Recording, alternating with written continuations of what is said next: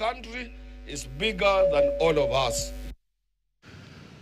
Maandamano ya leo pia yalishuhudiwa mjini Kitengela ambapo kijana walijitokeza mtaani kuendeleza wito wao wa kutaka haki, uwajibikaji na mageuzi katika uongozi wa taifa.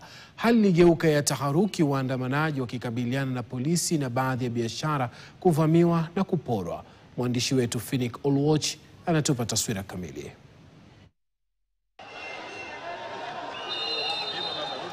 Vijana mjini Kitengela waliungana na wenzao kupaza sauti zao kulalama haki kwa familia zilizopoteza wapendwa wao mwaka jana na mwaka huu kwa mtutu wa bunduki.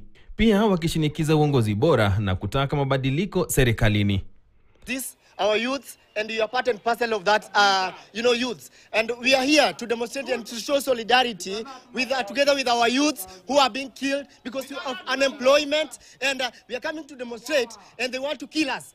The question we are asking to the government is, why are you killing us? And yet we are here for our rights. Although these leaders that we have in government right now are dysfunctional, are illegal, are unethical, are barbaric, are belligerent, and we will not allow.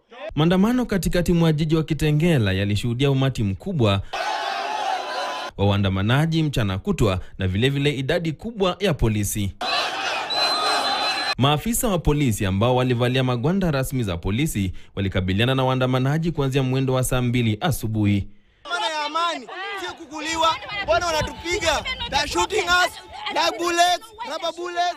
Polisi walitumia mbinu mbalimbali kuwadhibiti waandamanaji hao, ikiwemo kutumia vitoa machozi, risasi za mpira, maji ya kuwasha na vile kufiatua risasi hewani wakati maji yalizidi unga. Tunawapenda, najua ni raia wetu na polisi pia wajua si ni raia wao. Kwa hivyo wasitumie nguvu ya excess. Wasitumie nguvu ya excess kutumiza, wakiturushia tear gas wala wakiturushia marisasi. Tunaomba hivi. Mr. President, tunakutambua kama sisi wananchi wako. Kwa wakati huu tunapoteza rasilimali mingi, tunapoteza nafasi mingi ambayo tunaweza kutafuta kama wananchi.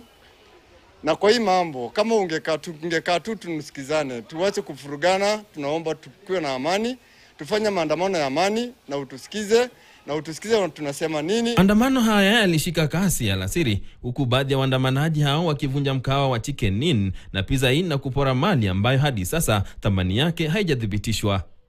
Phoenix Olwoch, KTN.